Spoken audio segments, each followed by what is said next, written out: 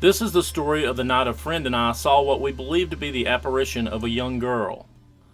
The story takes place on the night of March 15th, 1997.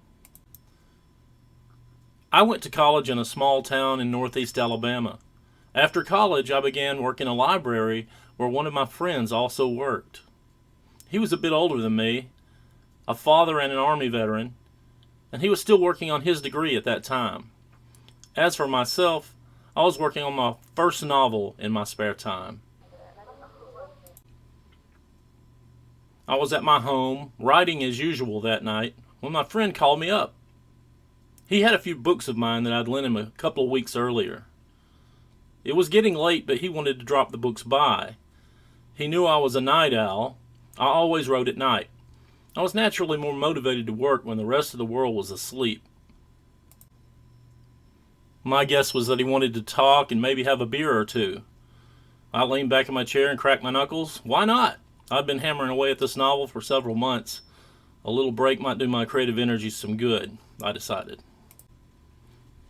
My friend came by about 11 o'clock. I met him on the porch. After we talked for a few minutes, he glanced up the street and seemed to see something, and said suddenly, "That's the sort of thing that really pisses me off."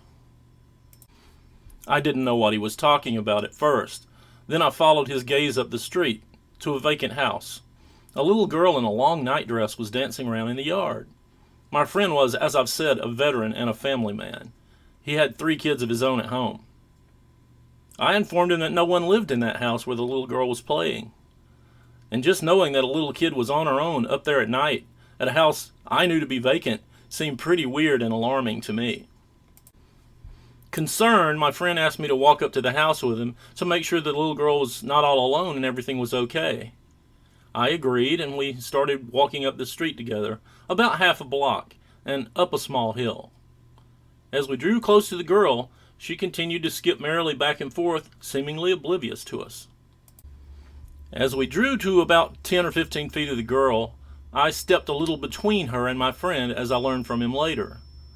Now, the girl did not react to me. In fact, she seemed as though she didn't even see me. As she turned again and began to dance away from us, she disappeared from view, as though she had stepped behind something that we couldn't see. It was as though like an invisible wall suddenly hid her from our view. We were both stunned speechless at first, until my friend finally stammered, "What just happened?" Now, needless to say, we spent most of the rest of the night with our minds blown, talking it over, realizing that none of our friends were ever going to believe us. Now, I just want to stress here that I'm not a believer in the supernatural. Though the memory of this event is still quite vivid to me, I've sought rational explanations for it over the years. I took a job in a major city soon after that and moved away the following year, and I didn't see my friend in person again for several more years. We met again at a party some years later, and he introduced me to a friend of his, and after some conversation, he elbowed me and said to me, "Tell him about the little girl." He stood silently by as I recounted the story.